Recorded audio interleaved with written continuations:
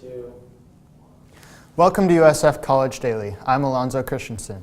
On February 29th, it was announced that Casey Neistat, a YouTuber with nearly 6 million subscribers and co-owner of social media app Beam, sold the company to CNN for an estimated $25 million.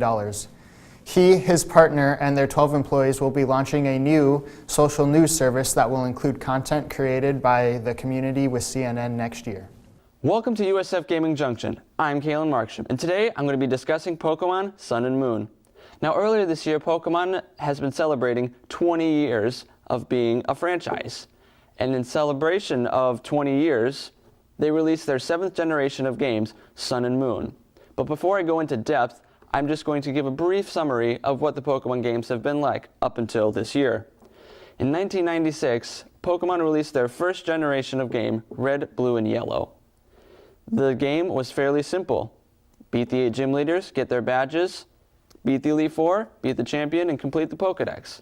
Fairly simple, and it stayed that way until Generation 3, where the battling mechanics were amped up a little bit. They introduced abilities and natures, and it made the competitive community a lot more competitive. And it kind of stayed that way until 2013, when in X and Y they introduced Mega Evolutions, which is another evolution that only lasts for one battle. Pokemon Sun and Moon throws the normal battle system out of the window. Instead of the 8 gym leaders, you have the Kahunas on the 4 islands, and the 4 islands make up the Alola region, which is this game's region. Interestingly enough, it's based off of Hawaii. Now, to get to the Kahunas, you have to go through these trials, and there can be multiple on an island. The trials are basically like the gym puzzles of the original games. Instead of Mega Evolutions, Sun and Moon introduced 2 new types of battle mechanics.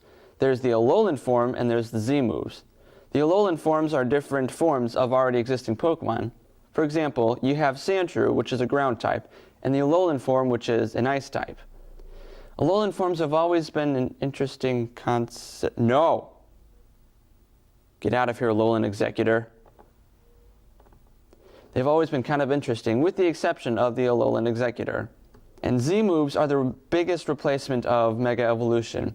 Z-moves are very powerful moves that are given to you once you can complete the trials. All you need is that Z-Crystal, the Z-Ring, and a bond between the Pokemon and its trainer.